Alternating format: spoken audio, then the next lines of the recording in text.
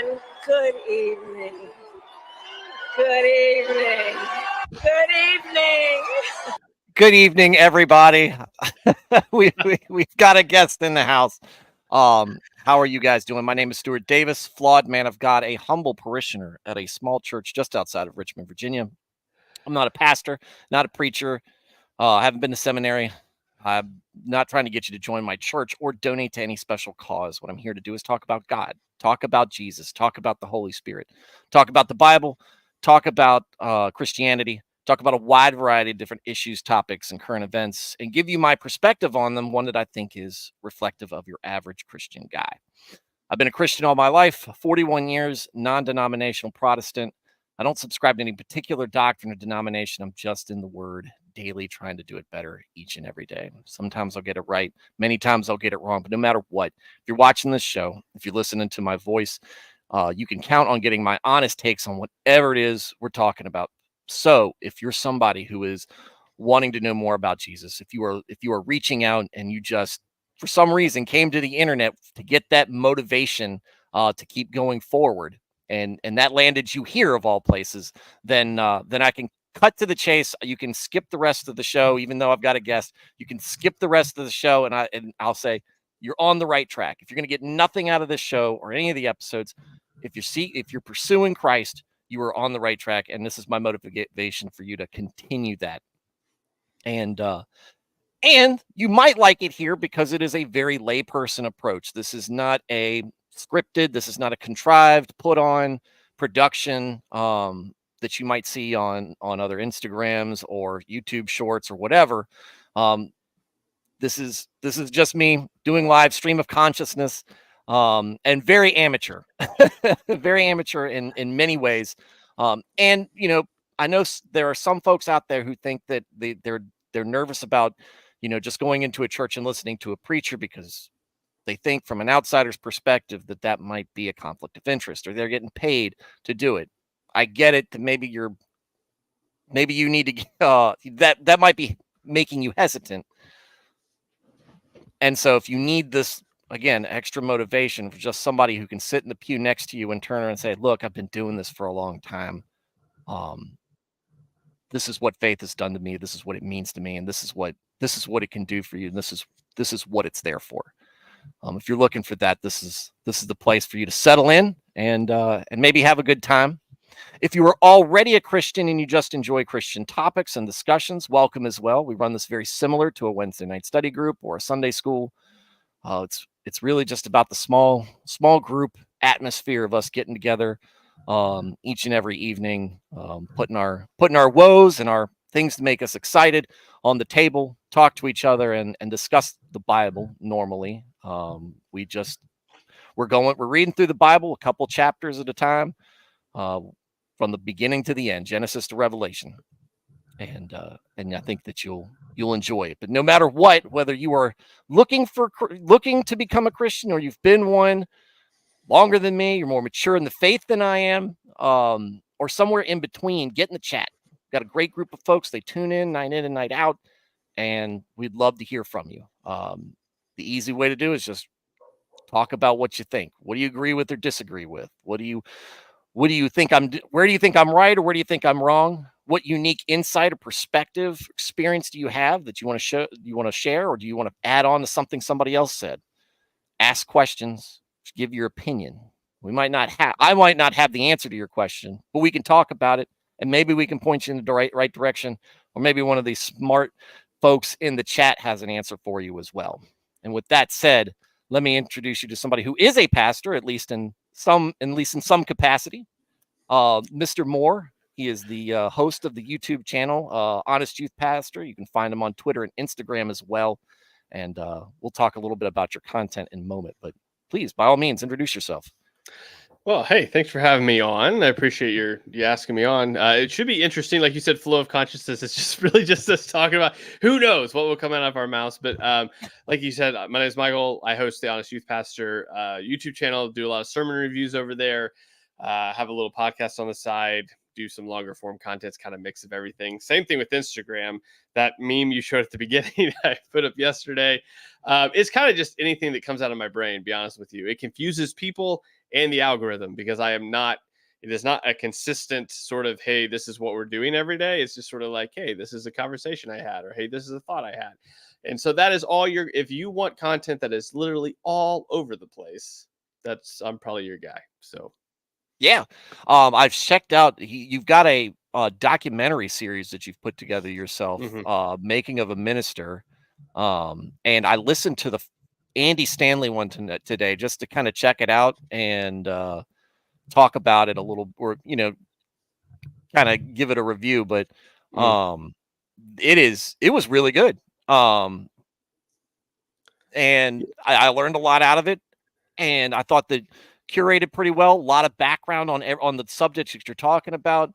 It's something. It kind of gives me almost like a Dark Side of the Moon or Dark Side of the Ring feel to the presentations. Like here's the background, and not everything is roses. Of course, a lot of the topics that we're talking about, or a lot of the subjects that we're discussing in there, are folks that are a little controversial. And I'm like I said, I'm in the middle of the Joel Osteen one now.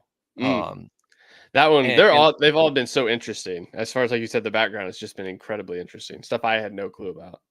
Yeah, and I think that's very, very documentary style, and you don't just go back and say, "Hey, this was where his life started." It's where are the influences in this person, in like Andy Stanley's life. Where did his dad come from? Because he was such an influence on his life and in Christianity in general in America. So. But yeah, great content, guys. Check it out. Subscribed. I did today, and it's good.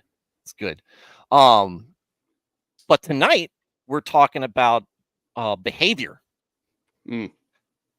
online, which is probably something that many of us, even non-Christians, if you can scroll through Facebook or Twitter or any of the curses that is social media, and watch how we interact with each other is poor, to say it, to be nice about it. But particularly how we act as Christians and interact with each other, people we disagree with theologically, and maybe the non-believing world. That was something that hit me when I got on the Twitter a couple of years ago and was introduced to the circular firing squad that is Christian Twitter. Yes, it's interesting. But what are your, how do you view social media for Christianity? Yeah. Well, I think it's a great place to go on and discuss things. I mean, it's a great sort of public square to go out, throw out an idea, and see what comes back. I mean, that's essentially what happens. That's what I do every day. It's usually a conversation I've had during the day with some random person. And I think like that'd be an interesting topic to throw up, or it's a clip that somebody sent me, or it's a clip that I've just happened to find.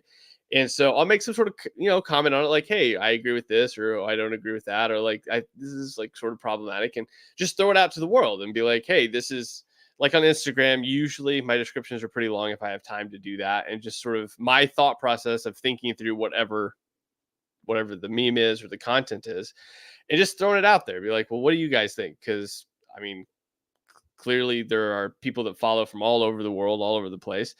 And it's interesting to see how other people like perceive it, think about it, react to it.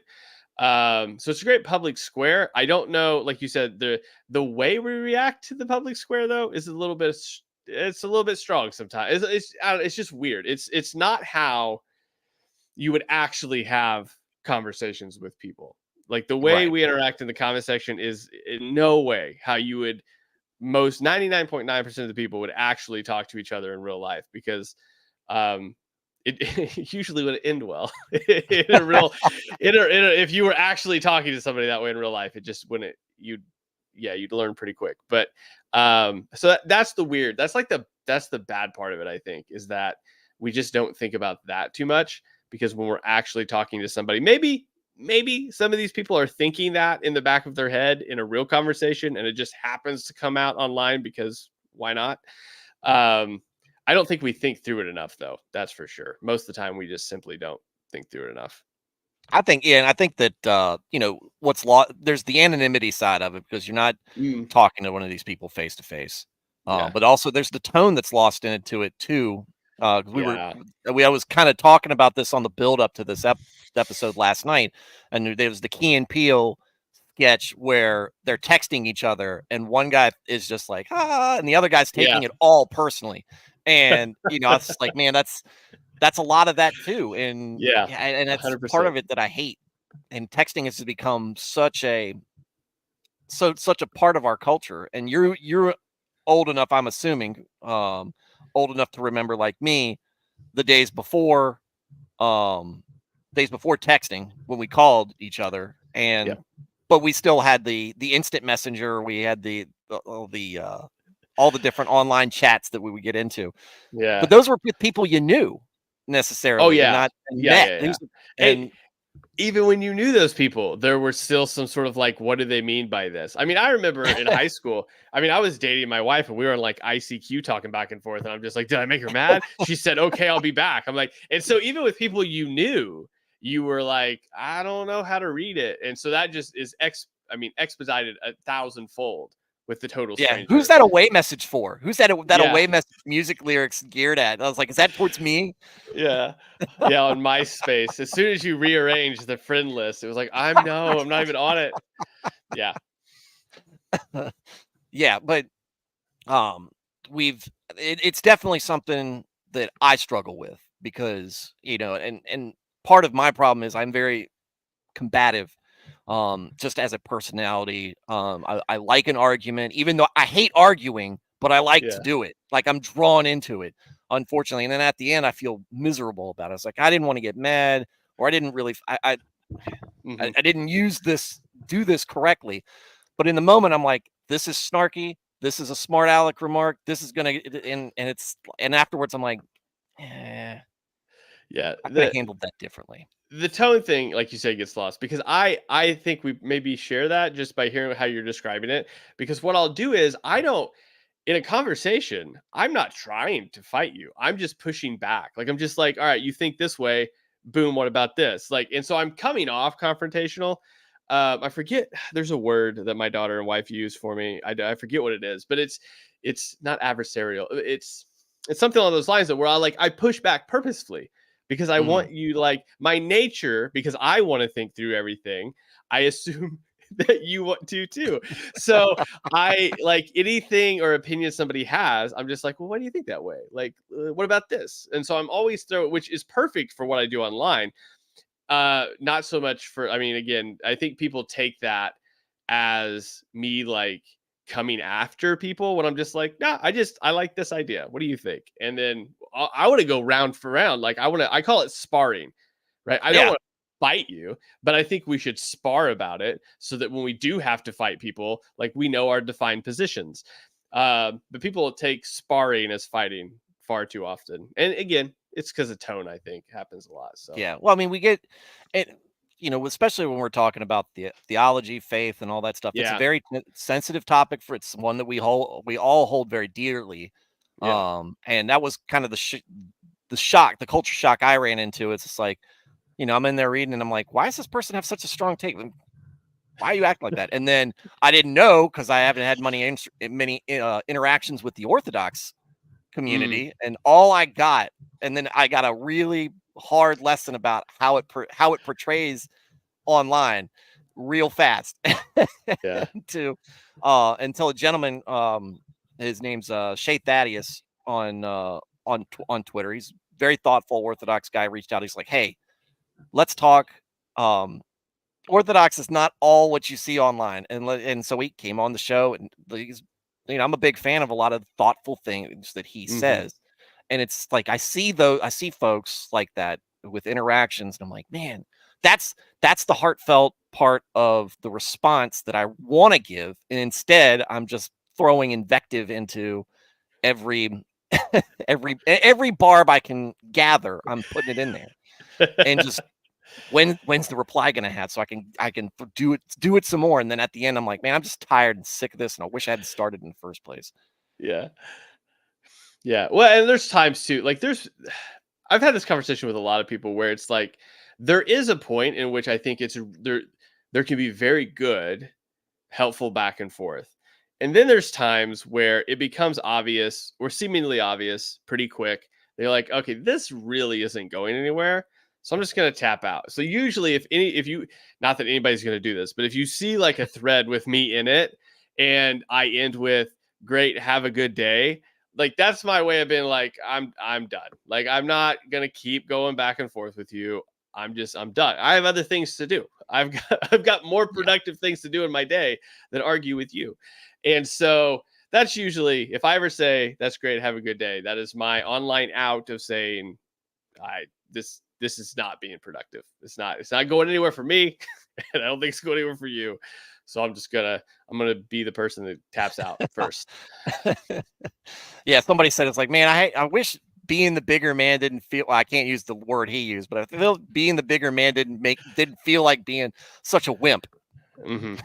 So, and that's I guess that's the masculine urge to get the last word in, but it's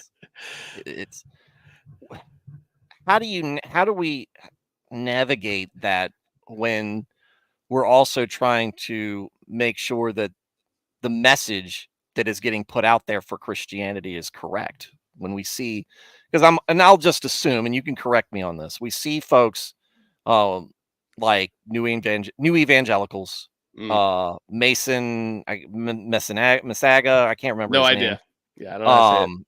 Yeah, and you see folks like that who are out there, and what they preach or the message that they spread is this deconstructionist message where it's really from what I say, the overwhelming fruits of it is apostasy. Most of these folks Oh yeah. don't believe. Most of their followers aren't believers and show no interest in believing. They just want to dunk on Christians, and they're glad that other Christians, folks that can say they're Christians, are dunking on them. And then, and I feel the need to be like, this is wrong. Nothing that you're saying is right. All of this stuff leads in a poor direction, and I hate seeing people being led in a bad way. Yeah. How do we navigate? How do you think we should navigate that? I think we have some really good examples from the early church. I mean, we have people like Clement. We have people like Origen writing like basically apologies, not apologies like I'm sorry, but apologies like explaining the faith Apologize, apologetics to the emperors or to the governors of their area, because these governors and these emperors had a completely huge misunderstanding of what Christians actually believed and what they were doing, and it was causing a lot of issues. Not that the apologetics that they wrote and put out in public necessarily solved it all, but it was at least out there. And I think a lot of the times, me and Tim have had a couple back and forth. And what I found most productive is not even really engaging with him too much anymore, because, like you said, the fruit of it is just. I mean, I've interacted with Tim for probably the better going on 4 years, maybe 5. I mean, it's been a while. It's been before he started the account. And I mean, like what you said, it just the sad reality is that he's basically the online representation of a lot of people I know in real life. And it's just a matter of they just keep going down this path of just dropping things off as they go along the way. And there gets to a point where having like directly, commenting underneath a tweet of his or responding to a video isn't super helpful. It's more helpful to take the thing that he's saying and be like, all right, so this is the idea that he's communicating, and I'm just going to put something out here that's like, hey, Christians actually believe this, without maybe even referencing him. I mean, this is what we have the early church fathers do. They know all of this false information about Christianity out there, and then they just present an apologetic that says Christians actually believe this, this, and this, and this is why, instead of necessarily going after all of the people spreading false information. It's just, we know this information is out here, and here you go. Now, if it was coming from inside the church, they seem to address that a lot more harshly. But if it was just random misinformation, they would just address it. And I think that's the best way for us to do it. If we see something like that whole homosexuality wasn't in the Bible till 1946, there's no point of subtweeting or commenting on all of the different things. Rather, just doing the historical sort of data or information ourselves, or finding somebody that's already doing apologetics, that's already explained it, and then sharing that, rather than going in and kind of bum rushing a comment section that's not going to be super helpful anyway. What I found online, if you do that, the people that follow those types of pages they're there for that reason. So you're not going to make a huge difference I mean, they've heard all the arguments you're probably presenting anyway. Yeah.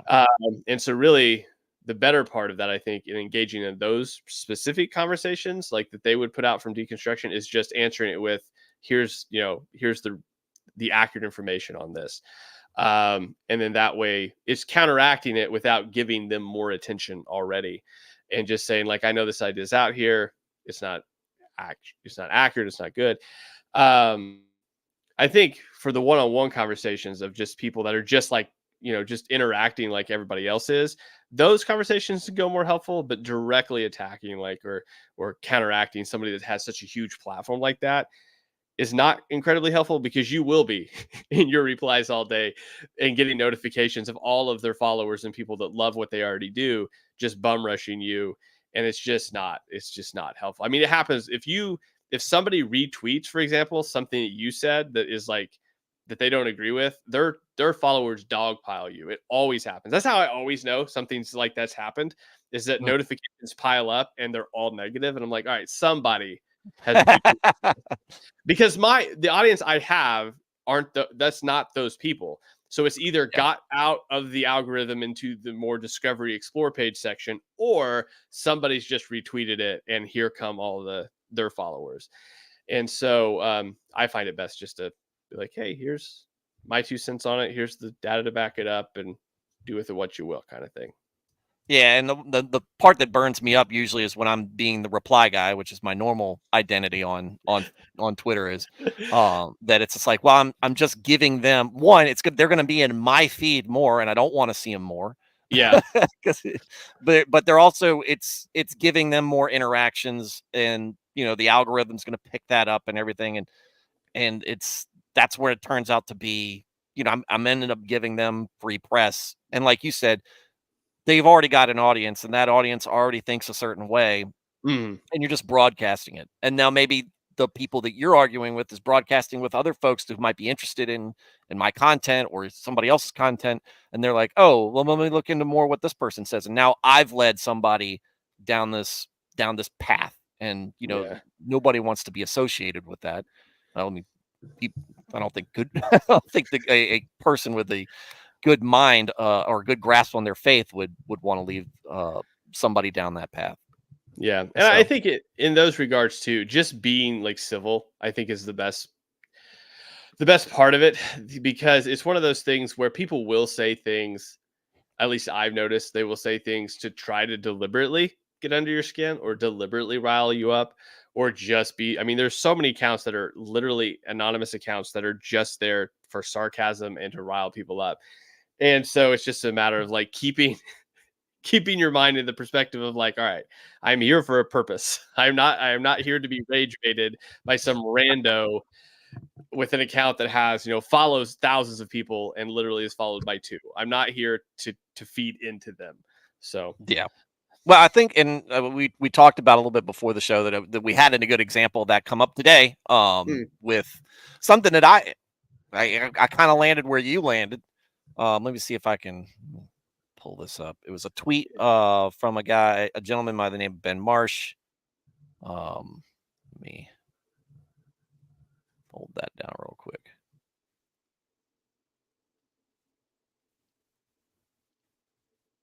And let's go for the original one from him is here. He said, "Holy smokes, this is an ad for abusive husbands to join your church." And I thought if it wasn't for the person posting it initially, I thought great satire, right? Because I'm reading through this: smiling wives, obedient children, loud singing, strong handshakes, young marriages, good manners, biblical preaching, and reverent worship. And you think, man, yeah, sounds like a good deal. Sign me up. But apparently this is really this is really an advertisement for all of the most toxic, abusive personalities in marriages to be attracted to your church, because this is where this is tolerated or even possibly promoted. but he doesn't Yeah. go outright and say that, but that's the implication of this is why a church would advertise for it. And your retweet of it makes sense because, so to be clear, this doesn't come from my church, but it does describe my church. So it's strange that people think that this would be an oddity amongst believers. Oh no, our wives are happy, our children listen and have a good manners. That's crazy.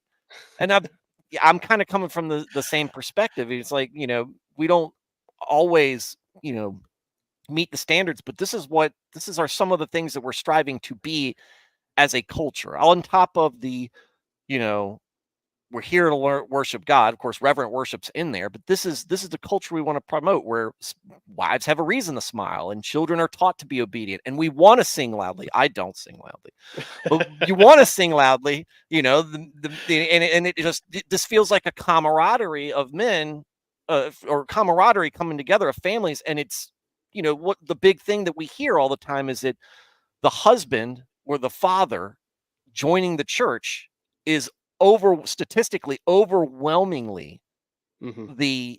what gets people gets families into churches. It's Mhm. much less so when it's the wife who does it or the child who does it. It's the father. So to me, this is an advertisement trying to give men a good reason, something to be like, this is what I want for me. Mhm. And but not and not, man, I can't wait to beat my wife as soon as I get to this church Yeah. and meet other men who do the same. I think this is a great example, and I mean, as some weird providence lines it up, I think this is a really good example of where perspective completely changes everything. So, like, I talk to people all the time. I mean, I'm not saying my church is perfect by any stretch of the imagination. We got a lot of sanctification still working on us. There's a lot of things that obviously we could probably do better, but I can't overhype how just much of a blessing my local church is to me and my family. And it is one of those things where you go there and I mean, the wives are happy to be there. They are smiling. We do have children that listen and obey. I mean, they're respectful little humans. There's a lot of singing. There's strong handshakes from I mean, the guys that go to my church are farmers and construction workers, and like they could break my hand. And we have people that like get married really young. I mean, there's a couple that I personally married. They were right out of high school. They got married. They got 2 babies right now. The wife just got baptized the other day. Like, they're thriving, very young. Again, good manners, biblical preaching, relevant worship. I mean, as I said in the comments underneath, like, yes, I would probably rearrange some of these, and I can see why, like, the order is a bit problematic for people. But overall, I mean, this is what I would say, like, oh yeah, these are the things that we would want to have. I mean, this is what happens in my local church. And then what I found, and this is where I would say, like, this is where I say, like, the perspective, I think, really gets skewed. The reality is, unfortunately, not everybody has a local church like my local church. That is like that is multi-generational, that is biblically centered, where the men lead. I mean, not that we've got a lot of women that bring their kids that don't have a husband that's saved, but we have a lot of husbands that are saved that have their kids and their grandkids in there because of this just generational leading by example. And so, like, these are the things that, like, you want. But I think if you've been in a bad church, or you've been indoctrinated with some more worldly philosophies, these things look bad to you, right? I mean, one of the things that, if you go through the comment section of this, that sets everybody off is the smiling woman thing. And the reason it sets them off, in case you're listening to this and you're familiar with it, that's like a top tier feminism, like, trigger word, is that if you tell, smile more, honey, is like this big feminism phrase that feminists hate. And it's one of those things where, again, I don't want to negate the fact that there are, like, terrible human beings that are men that have done terrible things. And yes, some of that has happened in church, but, like, a healthy church brings forth the things that are listed on the back of that. And I think, Stern-faced women is a healthy church, maybe. yeah, and I think that's one of the things. I think if you just not been in a healthy church that produces these things from just biblical study, biblical preaching, worship, leaders leading as they should, wives and husbands nurturing their families, like, and just bringing up kids. And I think there's this like, it's just this weird thing that I think is, and I'll ramble on for a moment here. Yeah, Uh, no, go. there were a lot of comments in here about like, oh, that means the kid can't talk. What about autistic kids? And I'm like, we've got like 3 of those. Everyone's fine with it. It doesn't, obedient children don't mean they sit there with their arms crossed, dead faced, and watch. It just means they listen to their parents in the capacity that they're able to. It just means you're leading your kids well. And it's the same thing with the smiling wives thing. Like, there's a whole thread in here underneath mine describing how I don't understand my wife, and she's hiding all these things. My wife read it and laughed, because it's one of those things where like there's so much.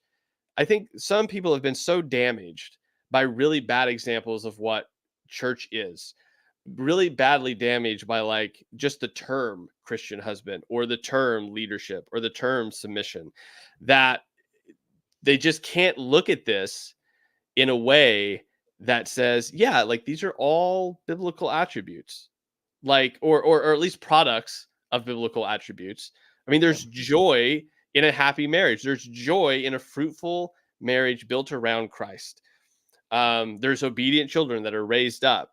There is loud singing. There are strong handshakes. There are like, there's just all of these things that are produced that for whatever reason, from things that have happened from people in the past, in their past, that they just view these as bad things. And I'm not, Yeah. and this is where the comments come in, right? There's a point where I go, I am not going to fix that by going back and forth with you on the internet. Yeah. You're No, and just I not, don't. yeah, It's the church hurt argument, or it's the church hurt perspective. yeah. And look, I've been through it before, but to me, it was just like, I don't assign that to God. And for a long time when I was younger, because I'd gone through something like that, I was like, I don't have to go to church to be a faithful Christian. And then when I came back to church and I sat in the pew and I listened to the sermon, I had realized how far away I had drifted from where I Mhm. needed to be. And that was like, man, I was such an idiot in my 20s, and coming to that realization. But that was me trying to bring, that was, I've talked about on this show before, my, I was raised in the church. I wanted my son to be raised in the church because I knew I couldn't bring them up by myself with a good understanding of faith and everything. And then I sit down in myself and, obviously I'm going to go to church too. And so I'm sitting there going, oh, my wife wasn't a believer and she's, because she's been saved. She's all in many ways, a great, rock for me to lean against when I'm going through troubles. And Mhm. it's something. I was like, man, how did your faith get so much stronger than mine? It seems like at times, because she always says I was the faithful one that brought the good example.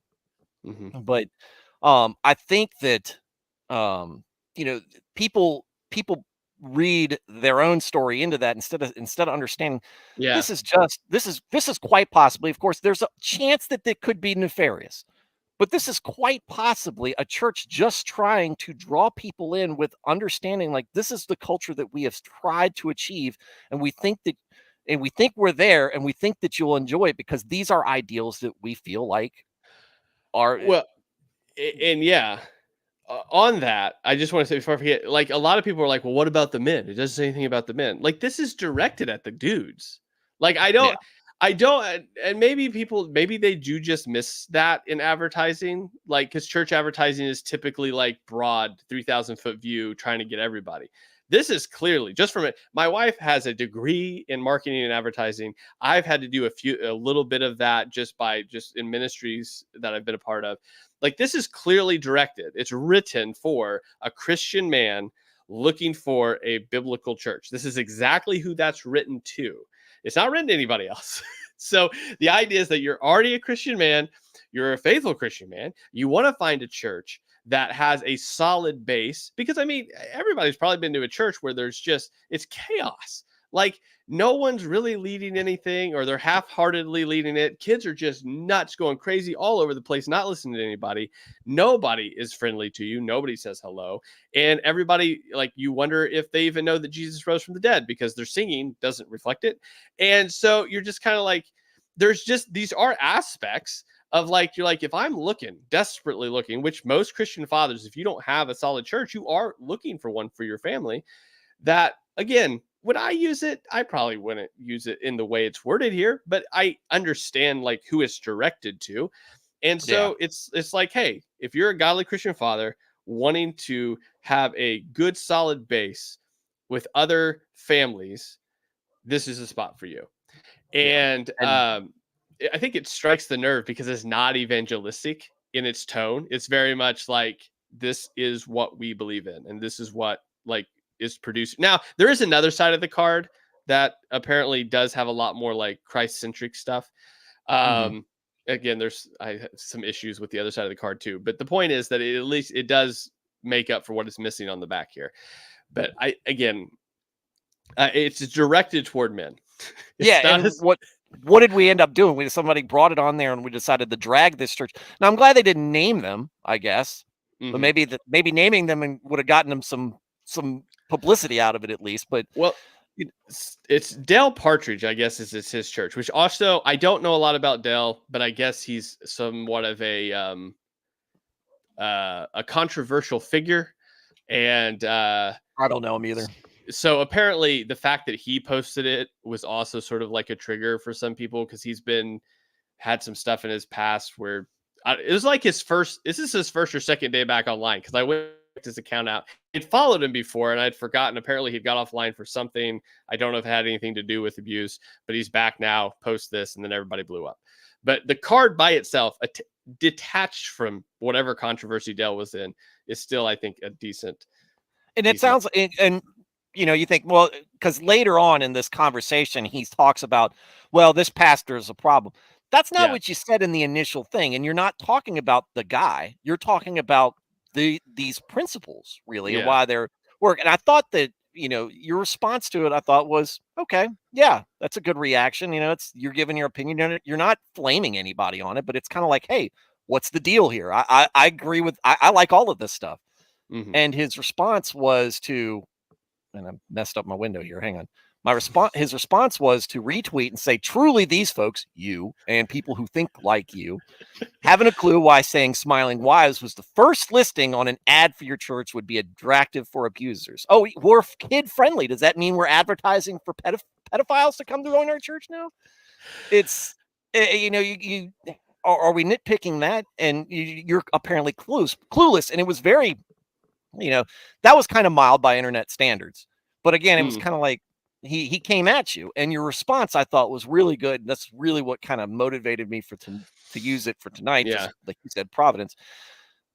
Hey Ben, we've never met. I mean, if I understand you right, you're a pastor of a local church. Can you explain from your experience how this has been an issue in your in your context? And then it comes in. Now I thought that was great, because it was like, hey, wait, slow down before we start, getting out of control here. I don't know you. And I don't know, Mhm. maybe there's a story behind here that I don't get, but tell me why this is such an issue for you. And then, this is a guy I've had interactions with, and it's a lot of big league. It's a lot of, I know more than you about things. And, who I like to call the concern bros out there, who like to go, oh, you don't understand, the tone and the tone police, the tone of your words, and Mhm. here it can hurt some people. The same thing that brought us like trigger warnings and stuff like that, where it's like, instead of, hey, I just want to broadcast a thought to everybody, now you've got me so much worried about a small minority of people who might not take what I have to say well. And so now I have to stop saying it, or make it so convoluted with the language I have to use that I can't, that I'm not actually saying anything anymore. Yeah. Well, and I think, again, with perspective, I think that his answer gives a little bit of that. And this Mhm. is the issue. And I think this is where, like, maybe if me and Ben got on like a video, it'd be way more chill, but maybe not. I don't know. I don't have a clue who he is. But I think it just goes to show that, like, the experiences you have, you will either let them inform your approach to the world, or you'll let them completely dictate your approach to the world. And so he's obviously been involved in some disciplinary actions at churches that have involved abuse that may be somewhat tied to this. And it's completely informed it's really directed his opinion toward things like this. Instead of informing it and saying, oh, sometimes people use this language and it's not helpful, it seems like he just broad blankets it and says, if it's ever about smiling wives, then it's an issue. And he even goes, and I don't know if it's here in this reply or the one afterwards, but he goes into use some his examples of people he has in his congregation. And at that point, it's like, all right, well, that's great. I can name the same type of people in mind that have been through similar experiences and still smile because they have joy in the Lord. And so it's like this. I mean, I can name 5 people in my church that are all wives, that are all full of the joy of the Lord, and none of them have Christian husbands. And they still smile at church. And it's because they have a faith community. They trust in the Lord. They're praying for their husbands. Some of them in not great situations, not abusive by any means, but just like they've been praying for years, and he just completely refuses to come or listen or do anything. Yeah. And I mean, he'll literally sit in the parking lot in the car during church instead of just coming in. And so it's one of those things where like these are similar situations that he names that like they're still smiling wives. They're not in what we would consider like great, perfect situations where their husband is saved and he's involved in all of these things. But it just seems that his life has informed how he's going to react then to good things like this. And I think the antidote, I mean, you talked about before where you like the whole church hurt situation. My entire account started from this enormous issue and blow up at this church where me and my family left. Short story, just so everybody kind of understands where I'm coming from. We got a new pastor.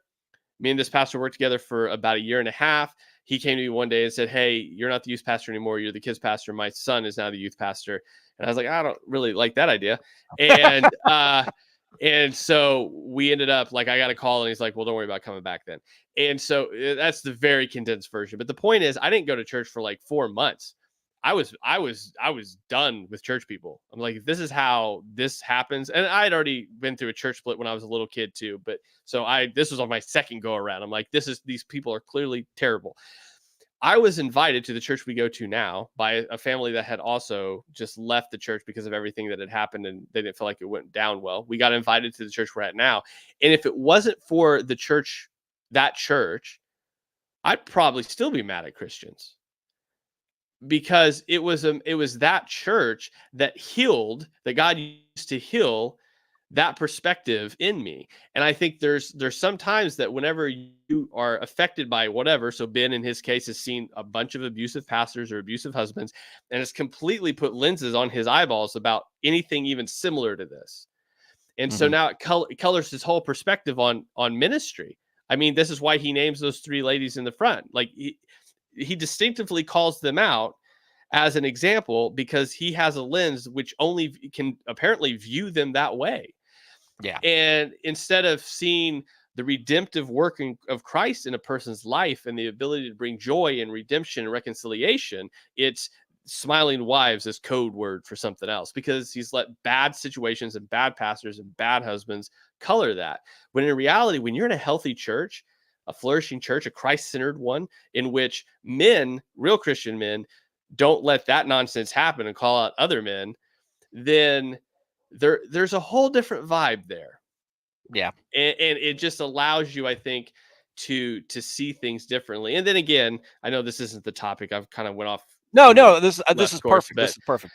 Don't apologize. I mean, that allows you to interact with people like Ben, maybe in real life a little bit differently. And it gives you a whole lot more of a conversational tool to be like, yeah, I know you're seeing it this way. There's another way to see it though. Or even online, it gives you a little bit more sympathy for people, where when you're talking to them, you can at least see like, okay, that's why you see it that way. Now, I'm probably not gonna be able to talk you out of that, but at least now I know, like, our interaction is colored by some lenses here that we're not approaching this the same way. And I'm Yeah. not going to be able to explain to you that a healthy, like I named that in a couple comments and got flamed for it. A healthy church. Oh yeah, sure. Okay, whatever. I'm not wasting. Everything is fake. All these healthy churches are Yeah. actually why what was it? Gosh, what is the name of that? Handmaid's Tale. It's all Handmaid's Tale. You know, it's all patriarchy stuff, driven stuff. Instead of just saying, no, it's a place where I go because it's worship, and it's worship with my fellow brothers and sisters in Christ. I get to see them. I see them outside of that. It's and maybe I'm not a city guy or a very big suburb guy. I've never lived in those atmospheres. I'm like you. The churches that I've been to, farmers, blue collar, it's rural, kind of more suburban now as the county has grown. But you know, it's still, I mean, they were planted by farmers. The churches were planted by farmers, and they're in multi-generational churches and all this stuff. Everybody knows each other. And so maybe that makes it a little bit different because it is a smaller town feel. It does. I don't know. Yeah, 100%. I can't recommend small town. Again, not that they're all going to be this way. I talk to my pastor often, and he'll tell you straight to your face, it took a long time to get where we're at. Like it took a lot of discipleship to get there. Yeah. But the reality is putting in that work reaps rewards down the road of not being afraid to address those hard conversations and preaching some things sometimes that are going to make, you know, everybody upset because everybody knows you. And I think it's just something like, again, it's one of those things where when I was in college, we went to a church that was right beside the campus. And there's a lot of people, and they were all usually our age or just a little older.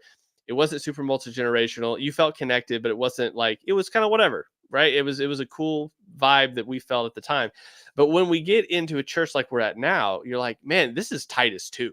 Like if you want Titus 2, this is Titus 2. These are older men building into younger men, older women building into younger women. There's a whole family feel part of it. Like whenever there's a unique blessing that you have in a multi-generational church that I'm afraid a lot of people just don't get, that whenever you see like your grandpa get saved and baptized, that has an effect on the whole family.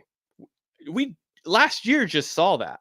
I mean, I don't have time to get the story, but this dude wasn't a Christian. His wife had been praying for him for 10 years. Dude gets cancer, told he's not going to live. He gets through it. He realizes that like whatever, God uses that to get a hold of him, gets saved, won't shut up about Jesus, gets baptized, and half of his family gets baptized and saved with him. So like, I know who that guy was. I grew up watching that guy. I grew up watching my grandma pray for that guy.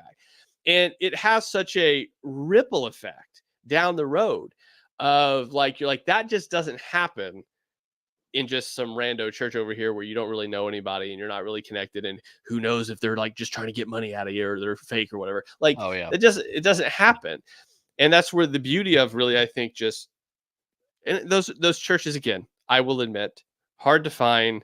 Disney worlds in the cesspool of the world where it's just, but it's one of those things worth looking for but sure. You found one. I found one. In fact, I went from one, and we talk about how hard that is to build up and how easy it is to tear down, and how easy just a little bit of change can remove something from that. But you know, they're out there, and that's why I try to tell people who are coming in here, because I've got some folks here, I'm reading the Bible and they've never heard the Bible read before, like especially the Old Testament stuff. Like, yeah, they know about David and Goliath, but they don't know what went on in Kings, all the other stuff that happened in Israel.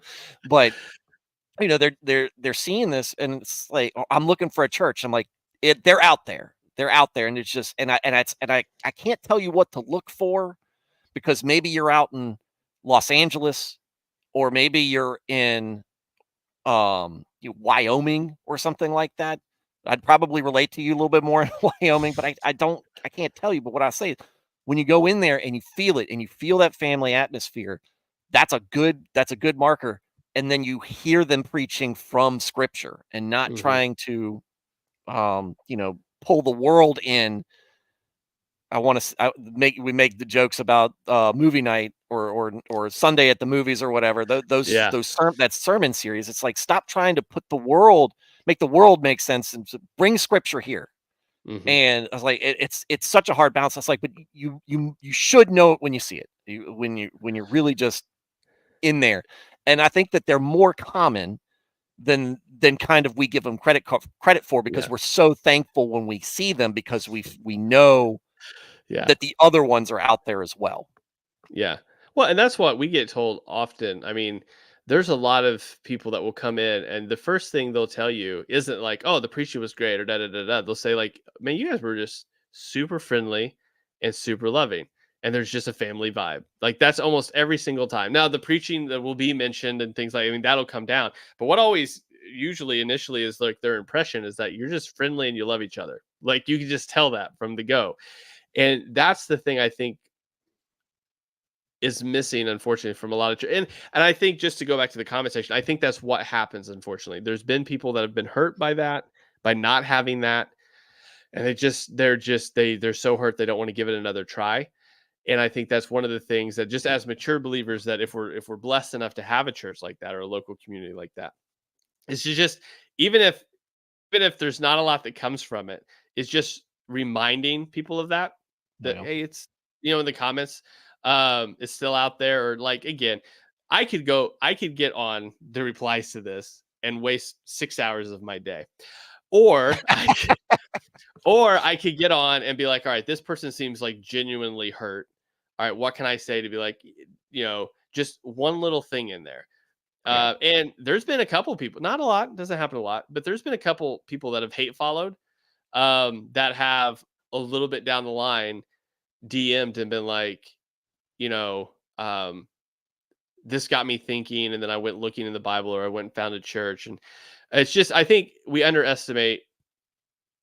I mean, for example, Paul, when he's writing to Titus, like 12 times talks to him about like good works, the things that you do, make an impact in people's lives. And I think in this case, when we're talking about an online discourse, I think even the words we use can do that as well. When they expect for you to come back in a certain type of way and you don't, I think that says a lot. Even if they don't realize it, God, I mean, maybe nothing comes from it, but maybe that's a seed that gets planted that you'll never get to see grow. But that's something that I think we need to understand that. No, Is that yeah. I think there's some real value in that for what you're saying, because okay, maybe you've got this really witty reply. It's a real zinger. I know this of it, right? You get the real zinger, you got it. But maybe tossing that out, instead giving a very, I don't know, brotherly, um, you know, really is just cared caring reply to Mhm. somebody. And it's the internet, right? So the expectation, and probably the reality, is that they're likely not going to listen. They don't care, or they'll flame you right there and then, um, for whatever. But is it worth it if, out of 10, 100, 1,000 of those interactions, you get to one person and it completely changes their life? And when you see the impact of somebody who hasn't believed, you've been praying for 10 years, and then all of a sudden they're getting baptized, and then family members are getting like the ripple, like you're talking about, ripple effects of things. Mhm.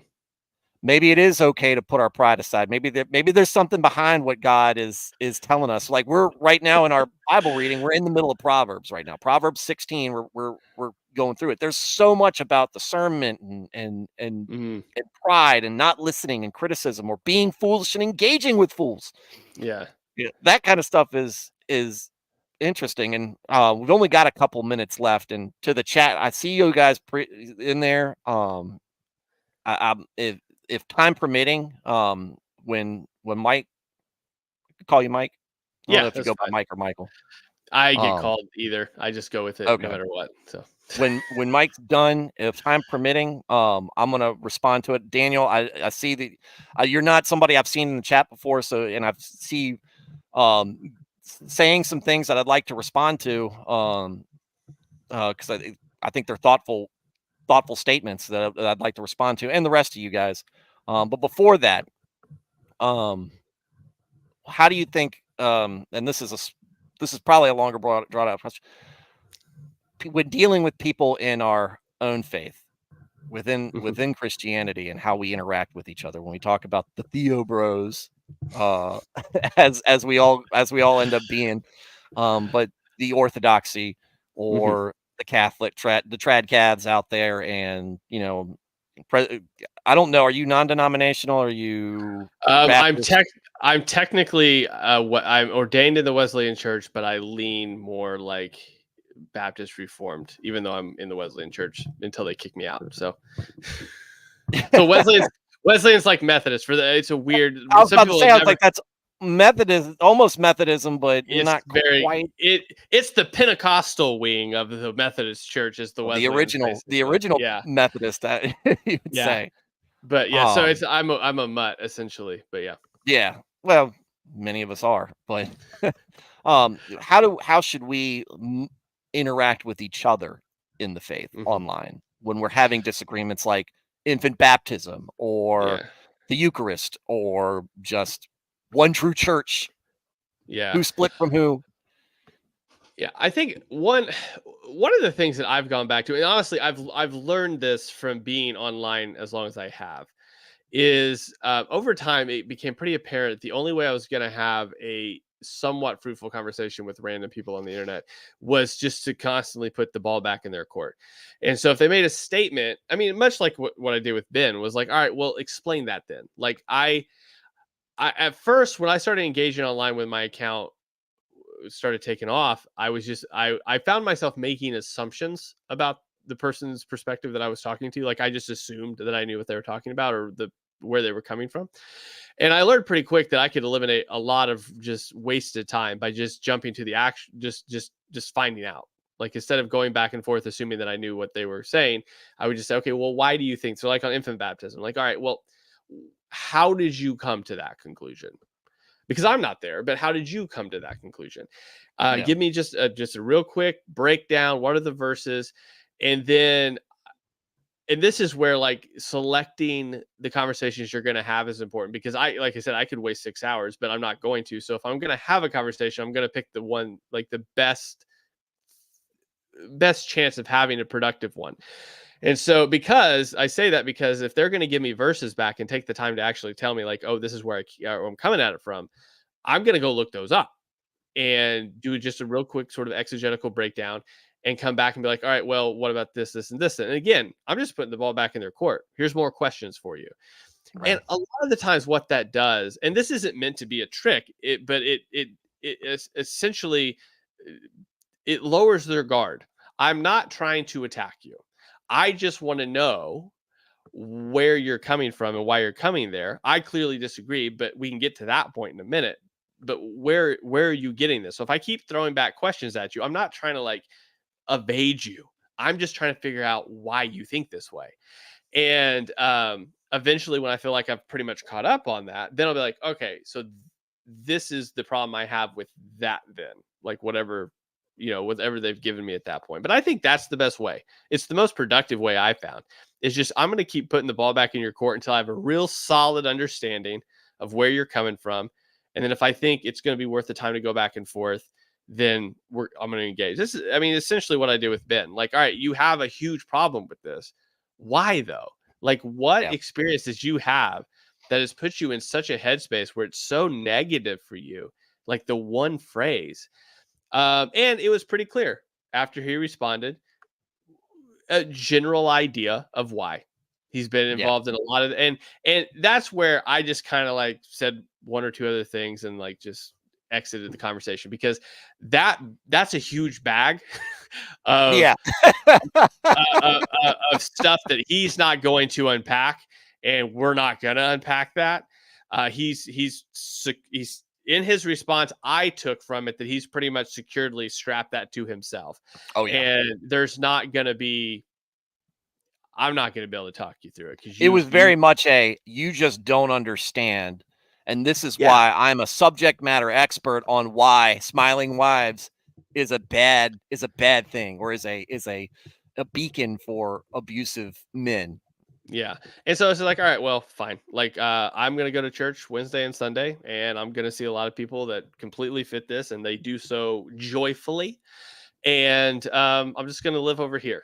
And if you want to live in what seems to be a very pessimistic, terrible world, you can live over there. But there's a happier place, like just over here. I'm Set going up. to live over here. But you can, yeah, you can, if you are dead set on doing that, you do it. But yeah, and I get it. Like I said, I've been in a similar headspace that really clouds my judgment to a point that's detrimental and not helpful. And I think again, just asking those questions will reveal that, and then you can make the call on like, is this going to be worth my time? And here's the awesome thing about online back and forth. You now have, even if you don't engage back and forth with this person, you now at least have that information.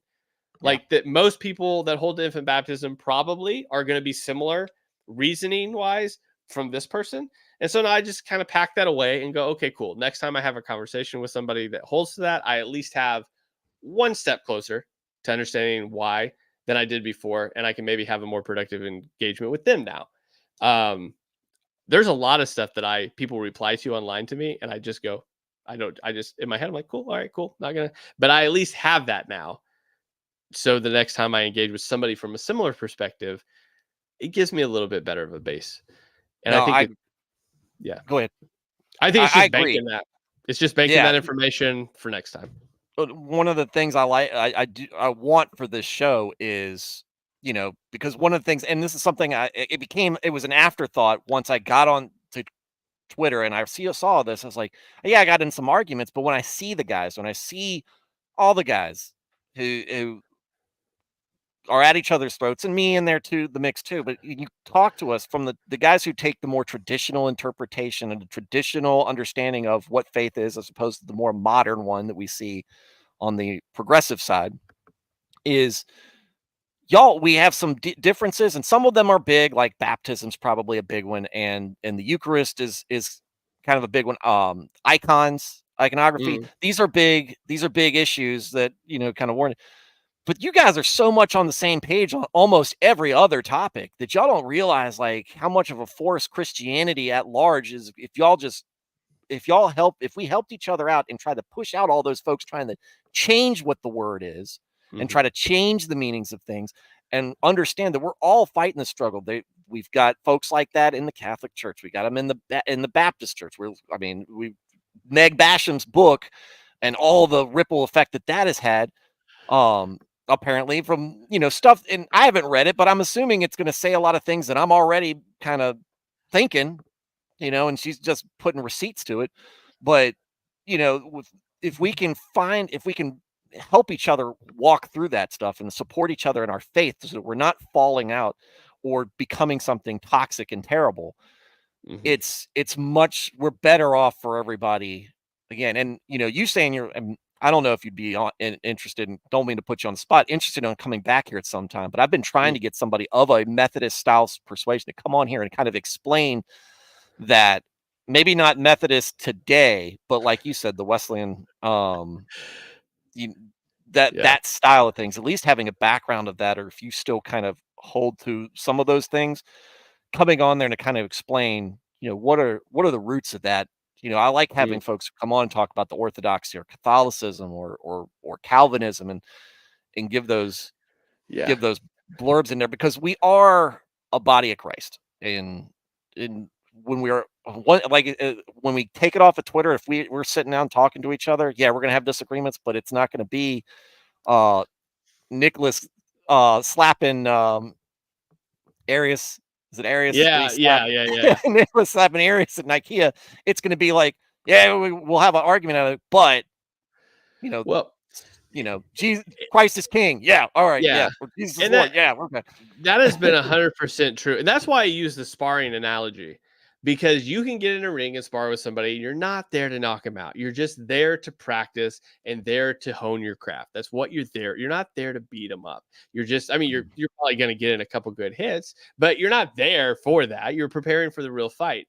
And that's why I use that sparring analogy. There's lots of people that like I'll go back and forth with, that's the idea. Like, I want you to sharpen me, and hopefully you get a little sharpening out of it too, with us going back and forth. There's been at least one person that we had a back and forth on Twitter about, Andy Stanley. He asked me to come on his podcast. I was like, no problem. We came on. And guess what? We didn't really disagree with a whole lot. It's just that, again, that tone was missing. The assumptions were already being made. And when you actually talk to somebody, you're like, oh, okay, we definitely disagree on this, that, or the other thing. But overall, like, now that, you actually used words and tone and speed, like, oh, we all know what we're saying now. And I think that's the thing there's so many fires started that are so unnecessary, because either assumptions are made, or you're like, fine, the gloves are coming off and I'm coming. And it's just like, it's not that serious. It's not that serious. Well, and I kind of got that from you at the end of the Andy Stanley video you did, when you're like, and I learned some stuff because I wasn't following all these people back in the 2000s and whatnot. But I'm like, man, Andy Stanley of 2000 is way more my speed than this guy that everybody has built him up to be, and now he's not this guy. When I listen to what he says now, unhitching from the Old Testament, and the conference that he had, because this guy's all sorts of red flags here. But I was like, back in 2000, listen to that clip you showed comparing the two. Old Andy Stanley is on fire. I was like, yeah, I get this. And I think if we understand, again, one of the things, not to hype up the video essays, but I think whenever in all of the ones that I've done, I found that, like, the idea that you have of somebody, at least like megachurch pastors, the ones that everybody knows about, the whatever demonization you have of them, some of it's founded, but they didn't just start there. Like, something influenced them to get to that point. And so, like, again, understanding that, I think has helped me have a lot more empathy for, like, where they're at. Cause I'm like, they didn't, like, there's a lot of, like, indicators of, like, if somebody would have stepped in here, or if somebody would have said something a little different here, if they would have just not met this person, like, it would have ended up way different. And so, just to be, and honestly, I don't know if anybody's necessarily got this from watching them, but I know for me, doing the research, it's made me a whole lot more cognizant of saying, like, all right, well, who am I? Like, who am I reading? Who am I letting influence my theology? Because this clearly has impacts downstream. And so I just want to be a lot more cognizant of, like, yeah, this sounds good, but do I want to take it all on board? Because if I do, where does that end up?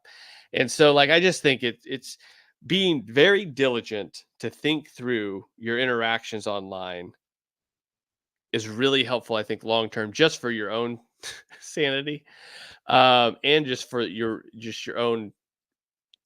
I say reputation, but I mean just for the way people perceive you as a Christian and how you represent Christ. I think it's ultimately more important, and I try to keep that in mind. No, I think that's good. So do you have I'm assuming you're still doing the series. Yeah, I haven't started anybody else yet. They all, like, the Joel Osteen took 6 months to do because of work. Because this is a hobby, and so it takes a long time to put them together. I've got a couple people. I've bought some books to, like, start some research on people, but I haven't, like, doubled down on anybody next. I would love to see Jerry Falwell, a Tim Keller, Jerry Falwell would be interesting. He's not even on the list, but I think that would be an interesting one. I touched base a bit with him again whenever the moral majority thing came up in Andy Stanley's background, and I thought it was super interesting. That whole movement is intriguing to me. Well, yeah, because I mean, there's a whole lot of folks now going, a lot of the things that they said, and we said, no, they're just kooks. Yeah. Now we're seeing that maybe they were right about some of this stuff, about how it all comes about, when the chicken's coming home the roost. Things we thought would be insane then are partly a part of our reality these days. And, maybe they didn't know that, or maybe who knows, but it's hard to. Maybe you just planted a seed. I've got to go. I don't know. Jerry Falwell does sound interesting. He sounds like Copeland. I would be interested in, though he's kind of in the same. Well, I think he's creepier than Joel Osteen as far as Oh yeah, but I had no clue that. I mean, again, I don't want to ruin anything for everybody that's not seen the Joel Osteen one yet. But Joel Osteen's dad was, like, tight with Kenneth Copeland. Kenneth Copeland was encouraged by Joel Osteen's dad to continue in ministry. And so you don't have Not a Kenneth surprising to Copeland. me, but You don't have a Kenneth Copeland without a John Osteen patting him on the back and telling him to keep going, which is just mind blowing to me. oh, the origin point of that makes so much sense. Of the origin point of Joel Osteen's dad makes so much sense of where we're at now. You know, and that's what I really like. So, like I said, folks, go on his YouTube channel and check that series out. Like I said, I've just did the Andy Stanley one. I'm starting on the Joel Osteen one. I'm still the part where he's talking about his dad. The Andy Stanley one's an hour and a half. It's good reading if you're doing some commuting, or it's good listening if you're doing some commuting, or if you're sitting at your desk or doing stuff. It's, like I said, it's great content. Michael, I know that we're a little bit over time, but I appreciate you giving me the time for this and having this wonderful discussion. Think some of the things you've said have some real meaning to them. And I got one question from the chat. We ask all the guests this is, are you a fan of Sabaton? I am. It's a Sabaton. Many people don't. I didn't know for a long time. Sabaton is a metal or a heavy rock band that apparently they do a lot of songs that are based on like real events, mostly battles, like the Red Baron. Okay, there is a Patreon. I have a Patreon that she has mentioned this band before. So I guess I do know it. I just forgot the name of it. Because exact. Yeah, because she talked about, this is it. This is them. Yeah, the ones that do a bunch of different history, like battles and stuff. About it. Yep, I guess I have. I thought it was pretty interesting. The one or two that I listened to, it was a very interesting niche concept. If you like metal and history, it's like right up your alley. Yeah. But that was our question. Michael, thank you. I'm gonna stay with, normally I end the show, but I'm gonna stay and talk to the chat a little bit. But well, I would love to talk to you some more, and I would love to have you on again for other conversations. So please don't leave me on red. Thank you. And everybody, thanks for having me. Check them out. Yes, sir. Right. God bless. See you. All right. So, folks, that was Michael Moore of Honest Youth Pastor. Great conversation. We did it a little bit different than normal. Normally I've got somebody on who's got something that they're very knowledgeable about, like a topic or something, like Hans and humor, and Keith and Calvinism. This is just something that we're both kind of trying to figure out in our heads. And I thought pretty good. And like I said, his content's pretty solid. His documentary work that he's doing, it's, I'm assuming he's curating this mostly himself. And there you have it. It's and not only that, but he's got thoughtful tweets. If you check out his Instagram, a lot of times he shares stuff on there that he has said, we need folks like him, mindsets like that. And it's great to hear from other folks that they have that story of a church with a great culture and a good place to be. So when somebody says, oh, there's nothing but church hurt and church abuse and such, which we hear a lot, and that scares people away from church, that could be scaring some of you guys away from church, that it's not all like that. You can find a good church, and it's not going to be perfect. It's not going to be all in order. But you can still have a place where you respect people and whatnot. And that exists. That exists. At least in the space I live in and the space he lives in, and other folks who are in churches going through good seasons of great faith and culture. So I'm going to go through some of the, I hope Daniel's still in the chat. I saw one where they were sounded like they were going to sign off, but like it was like 5 minutes ago. Especially folks who haven't been in the chat or maybe haven't come by this show before, just kind of what we're about. But starting at the beginning, Nernath, he did answer the question. I'm not going to show Kamala again, Thad. Jason, glad to see you. Same thing with Veritax. Tone is difficult. Yes. Social media and its consequences have been a disaster for human interactions. Look, aside from YouTube, because I do think there's real value in YouTube, and maybe I'm biased because I have a YouTube channel, but I also have an Instagram account. I also have a Twitter account. I also have a Facebook account. I would erase all of them in a heartbeat. I would Thanos snap them the moment, or the button the meme with the guy pressing the button, and I just press it repeatedly. Get rid of it. But YouTube, I think the video aspect of that, and there's some real value behind it, and it's not so much interaction. Though we interact from live streaming, at least there's somebody you're getting context from.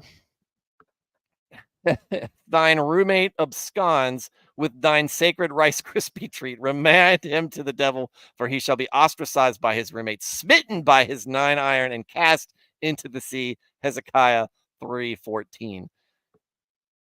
Well, I don't remember that when we read Hezekiah. Wait, Hezekiah. I'm thinking Nehemiah. Daggone it. Veritax.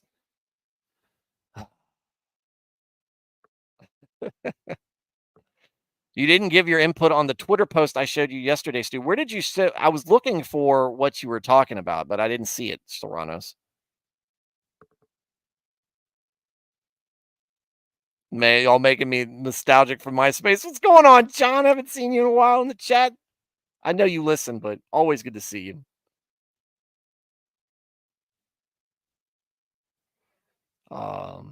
Have a good day equals I wish you $1 million.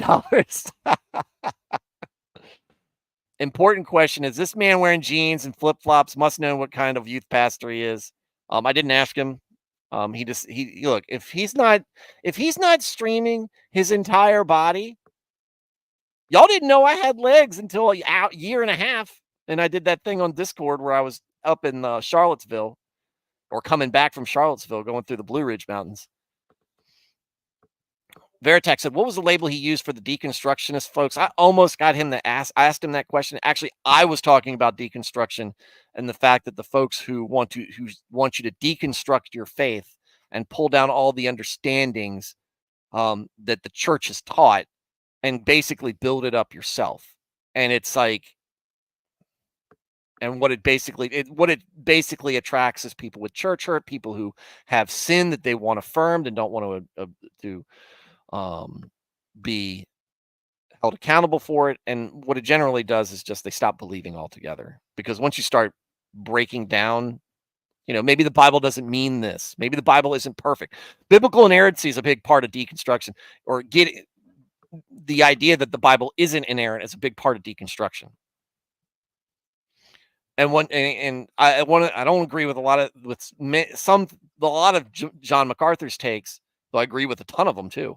But when he talks about how once you say this part in the Bible is not true, then you can do that anywhere. And we've seen that. I know we all know folks that have done stuff like this to try to justify their own actions or affirm their own shortcomings. Why are y'all picking on this man for having the youth pastor look? He is awesome. Ad hominem is my favorite call out. I hate the ad hominem call out. I always stop it. Don't say ad hominem. You're just distracting from the argument. Anonymous account that only exists to rile people up. Stu wouldn't know anyone like that. I am, yeah, but on the other side hand, I am a non-anonymous account that only exists to rile people up, it seems. Jason, I don't get angry with the lost. They are going to be condemned and are living a miserable life. So-called believers are what tend to get to me. I'm working on that one. That one hurts me because some of these folks could be reaching folks that are lost. I once was lost, but now I'm found. The reaching out and being there for when somebody does reach out, and Christ is guiding their hands. And are they latching onto them? Are they latching onto you? Are they latching onto who? So Hang on.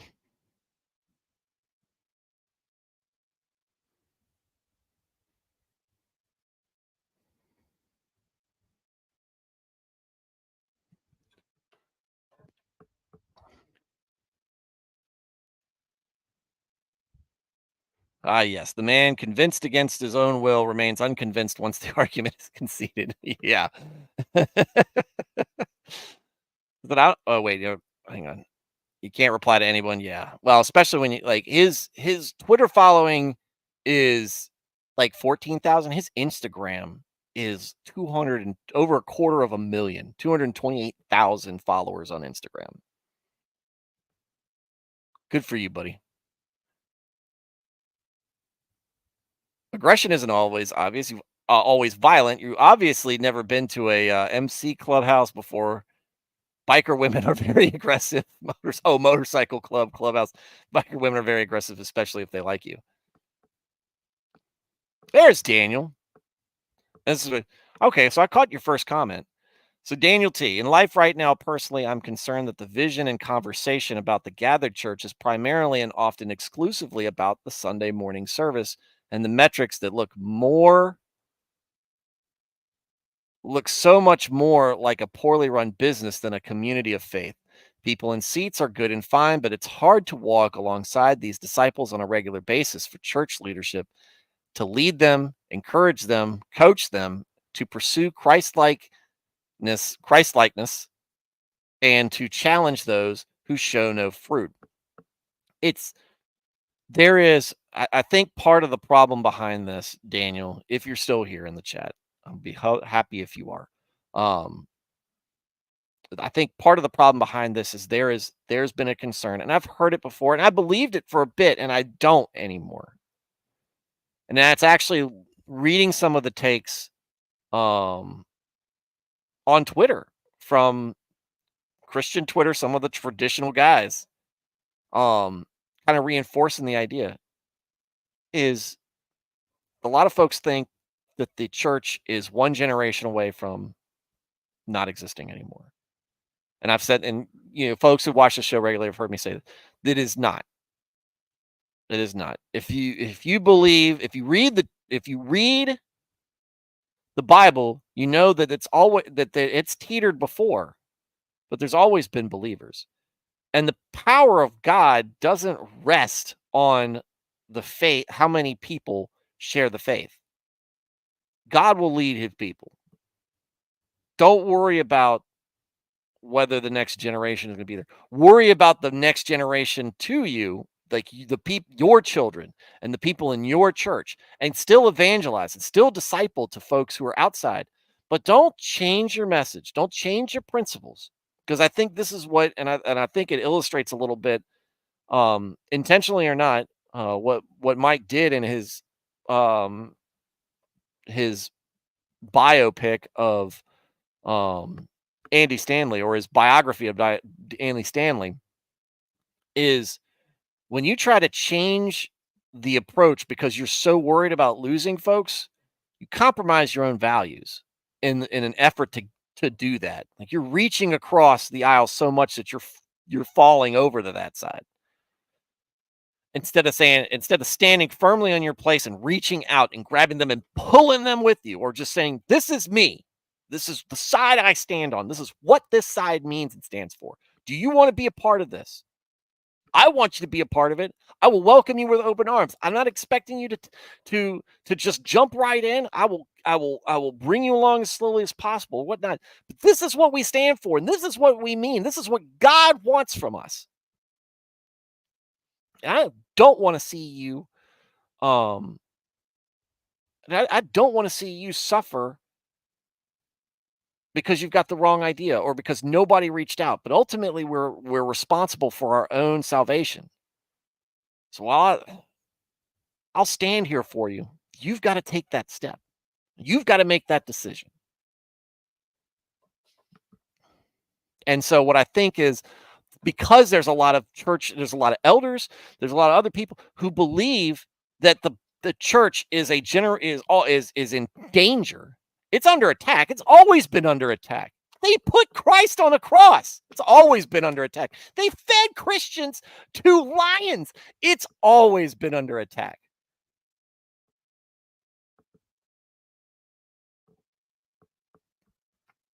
But it also enjoys the protection of God.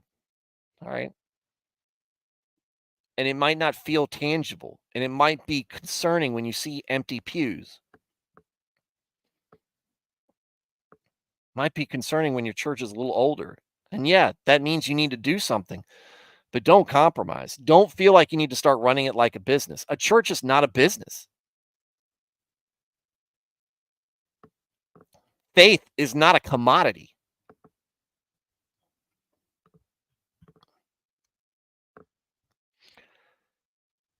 God is not a raw mineral to be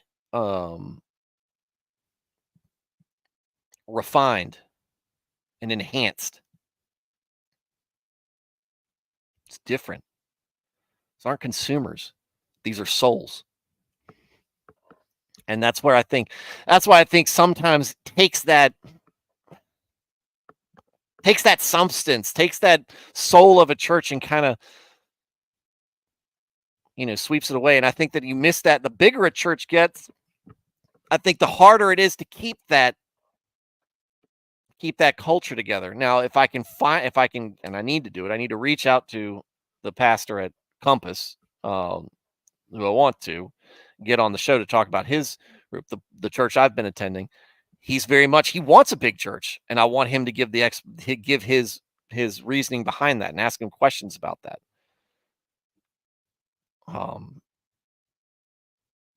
So yeah, no, I think that there's a real part of most of the songs being sung contain very little biblical truth. The focus of so many pop worship songs are focusing on us and not our Creator. Yes, again, and this is partly I feel like when we read through the Psalms, or if you're used to singing the old hymns, I like it when they remix old hymns and kind of give it a band approach to it, because the lyrics to some of these hymns are beautiful and they're complex and they're worshipful, and it's not formulaic and produced like a lot of what you see that comes out of Hillsong or Elevation and Bethel. I don't like that, and I don't like the churches that they're coming out of. Now, some of them, Oceans gets me, right? There's some songs that I like.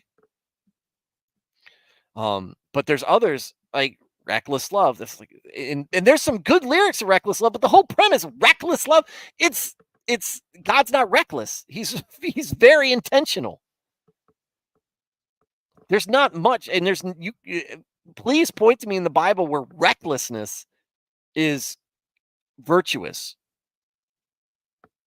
I don't see it. Usually I see warnings against it. And we just got through Psalms and we're in Proverbs right now. We're right in the middle of that kind of stuff. It's not very, and to me, it's just like, I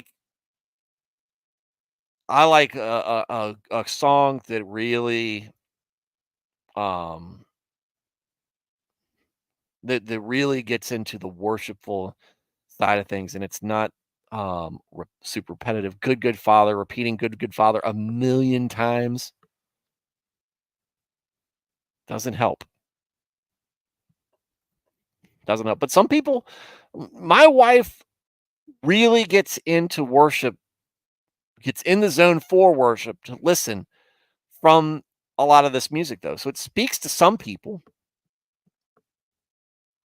And my wife is an earnest believer. So it's not superficial to some, whereas I feel like it's superficial. It's an interesting, but I think that part of that is there needs to be a mix of some of this new stuff versus some of the old stuff in there. I think that there's power in the blood. Old rugged cross, blood of the Lamb. Oh, so good. I'll Fly Away. Oh, there's some pretty gross hymns in the hymn book I grew with. Some of them aren't good, but there are a lot of good ones.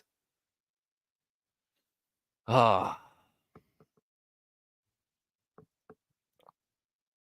bad enough to lose somebody, lose someone. Identity should mean remain steadfast. To me, that's a real obvious example that programming / event planning / Sunday service is not guaranteed discipleship. And because it's often the only thing being promoted, it's not enough.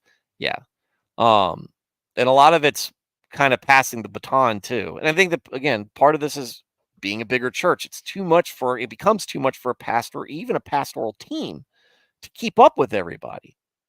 So it ends up and so you try to go, all right, let's focus on the small groups. Well, then you got so many small groups. The small groups, you're still going to church with people you don't recognize. And personally, I don't like that. I like to know everybody, not because I need to know everybody's business, but I want to be worship. I want to have some connection with the folks that I'm sharing worship service with. And I'm not saying just because they're new or whatnot, but just because they've been going there for 3 years. I've been going there for a year and a half, and I don't know a daggone thing about you.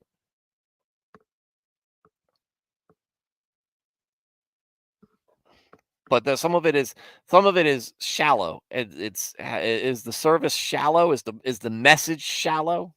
If the message is deep and impactful and biblical, it can affect things. It can cut through a lot of the I want to say production that you get with that. Because what are you there for?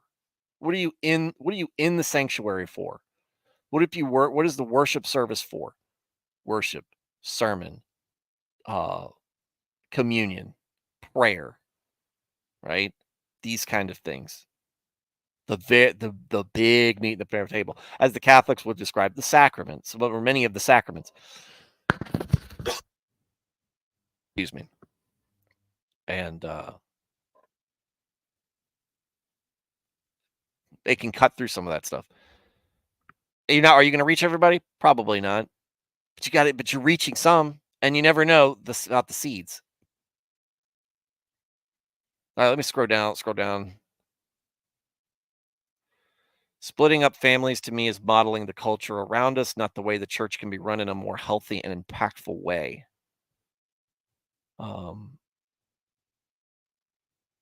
Yeah. Yeah, we were supposed to, again, we have to separate ourselves from the world. Just because the world's doing something, and I see this all the time. I've seen it. People change their worldview, they change their spiritual view because the world is subliminally attacking them, and finally they just, yeah, I guess, and there's capitulation. In my very broken brain and heart, I do wonder if large corporate churches actually have the ability to achieve the goal of discipleship. They do. They do. There's big. Would they be more effective if they were smaller? I think so. But don't limit it just because it's big. It can't do anything. There are some big churches out there. There are likely some more skeletons, I would say, or some other things going on. There's behind the scenes drama, I'm sure. But are they leaving an impact? Yes. Yes, the important thing is what's the message that they are getting across.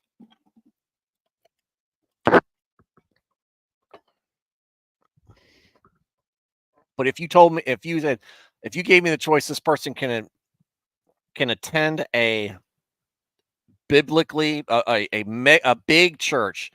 I'm not gonna say mega church, but a large church that is preaching scripturally and fundamentally sound Christian values versus not going to church at all. I'm telling them to go to the big church all day long, every day, and twice on Sunday. And here's one I saw. I really wanted to respond to it, but I needed time. Any conversations being had about the statement of faith becoming an online gatekeeping device?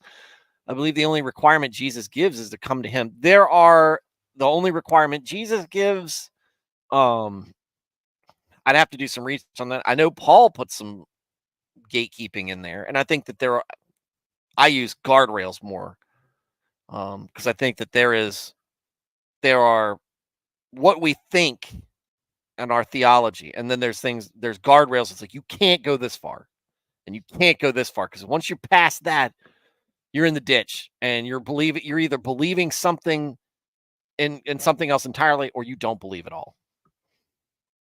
You're just going through the motions. Potluck dinners, very important. And they said it's great if you found your church like that, but it really is not helpful when you say how great it is and how great you have it. Telling people it's out there without anything else is not helpful. I wish I could bring it to everybody. Keep looking. My encouragement, keep looking. If you haven't found it yet, keep looking.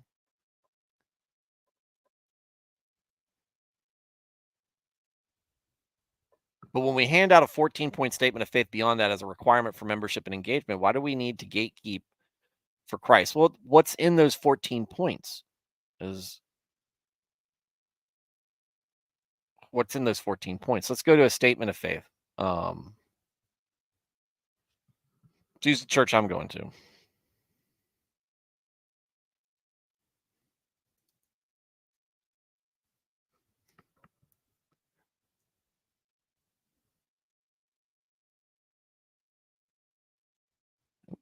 Nope. Mechanicsville. There we go. There it is. All right. I'll bring it up for everybody to see.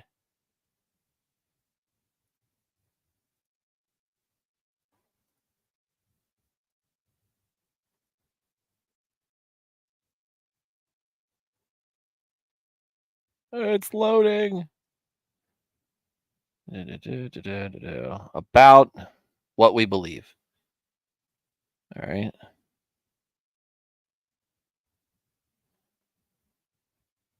Our mission: love God, love people, serve both.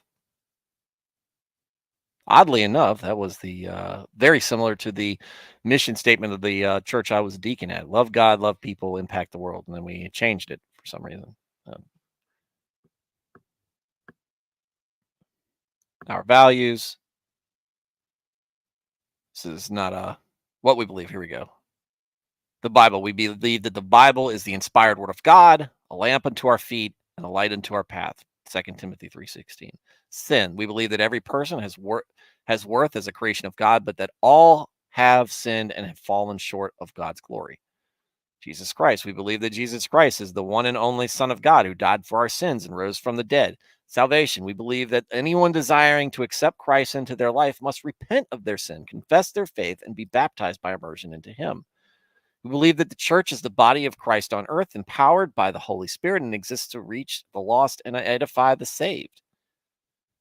We believe that Jesus Christ will one day return to this earth and reign in heaven forever as King of Kings and Lord of Lords. And we believe that Jesus Christ is the head of Compass Christian Church. We also practice the biblical leadership structure, or elders. I think I should say of elders, deacons, and ministers, and biblical citations throughout. And what do we have there? 2, 5, 7. So not exactly 14 points, but there's 7, but they're all given biblical scripture. And they are all important.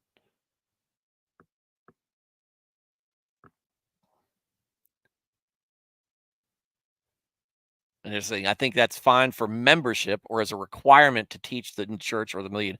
Membership should not keep people from attending or taking communion or anything. Definitely on attending. Taking communion, I don't have a problem with closed communions at churches. Just depends on theology there now.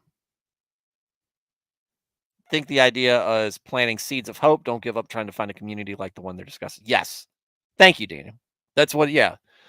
Start a gathering if you can't find a community that works. It's more helpful to study the word with any group of people than to grow weary and depressed searching for the one perfect community. Hey, Daniel, like and subscribe and join the group. Let's see. Oh, still there, just baking a cake. Awesome. Okay, I'm going to scroll all the way down. YouTube has such good content. Attending a Send church for a while, and it was a real struggle. What is a Send church? No, I don't know how Discord works.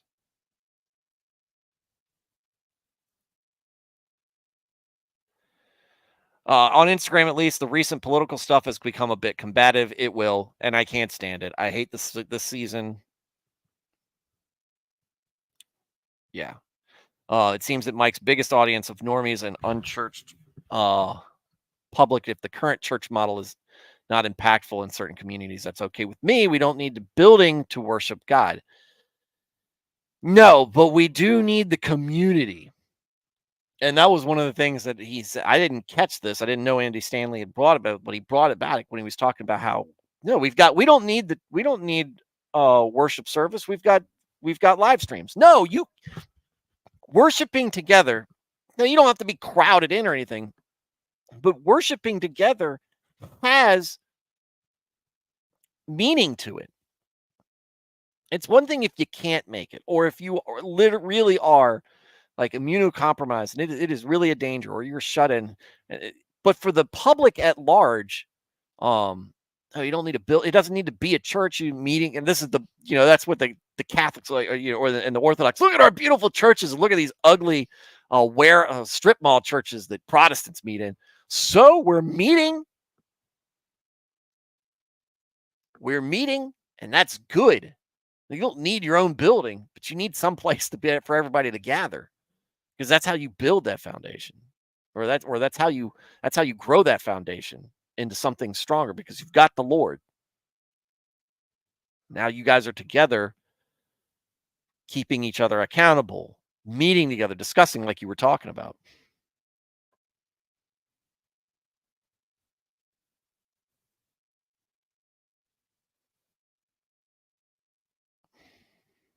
And I know I'm skipping most of the other guys, Jason, Nernev, Alias. I know I'm skipping Veritex. I know I'm skipping over some of your stuff. Serranos, I don't want to talk to you anyway.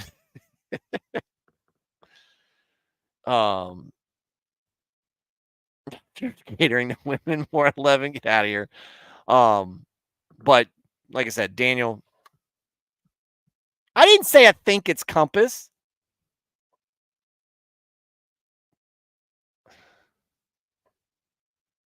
Golly. I went to I was raised in the church, one of the churches, two churches that merged to form this church. And so you'll usually catch me calling it Pole Green at times, because, yeah. God bless America and oh Canada. Oh no. Yeah. I don't like that either, Daniel. All right. Oh, Send is the SBC Church Planning Network. I'm surprised I didn't hear about, because I was a deacon at our last church, and maybe I just didn't catch it on there. But yeah, that'd be interesting to hear from the SBC's got some issues that they're working through right now. It's been a real struggle to see what they're going. It's not Wumpus.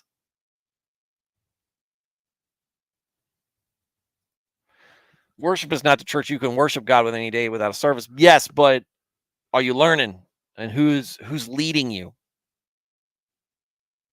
And I'm not saying that if a pastor's not leading you, that it's not God. What I'm saying is who's helping bring you along.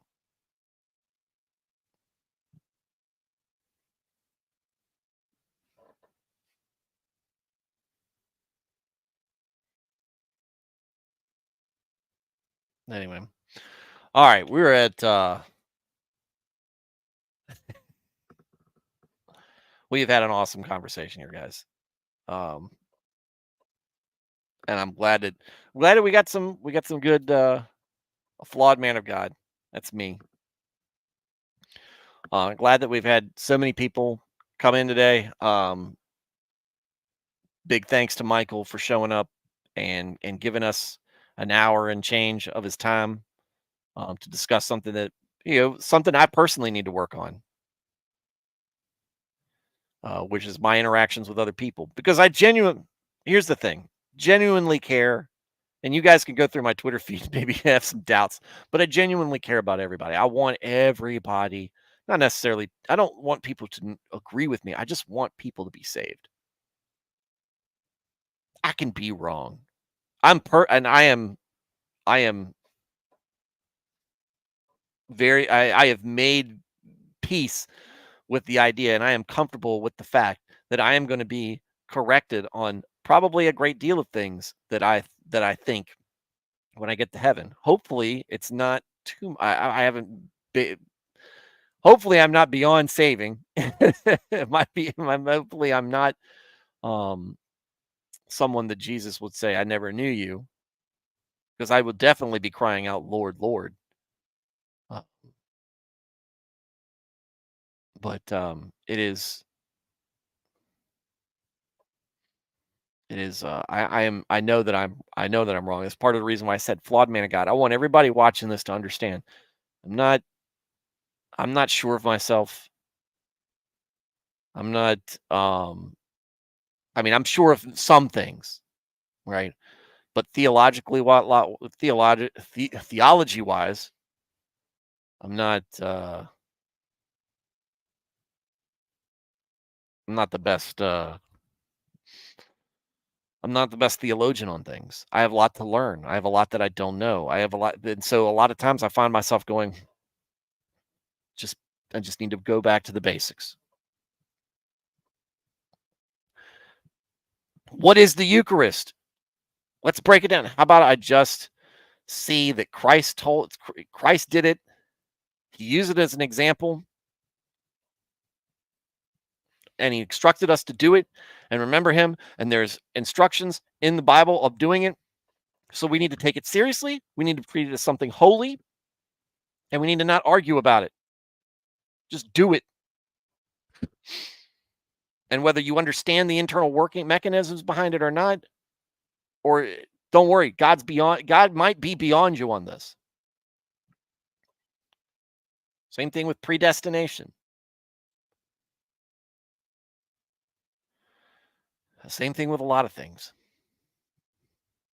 I just hate seeing people go down a path I believe leads them to damnation. I hate it. And I don't know how to I don't know if I've got the best way of reacting to it. So, all right, guys. Veritax, Jason, Lucy, Daniel T. Hope to see you around some more. Alias. Did I say Nernaeth already? If I didn't, Nernaeth. Veritax. Biggs. Look at you squeaking in there. Biggs.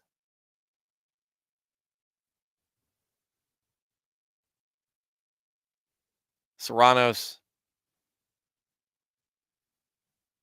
Serranos, if you want me to look at something, don't ping me. Just link it to me in a DM. Thad the man. Glad you stuck around because I didn't continue to show pictures of Kamala. Lucy Evenstar, I don't think I've picked past him yet, but I saw him in here.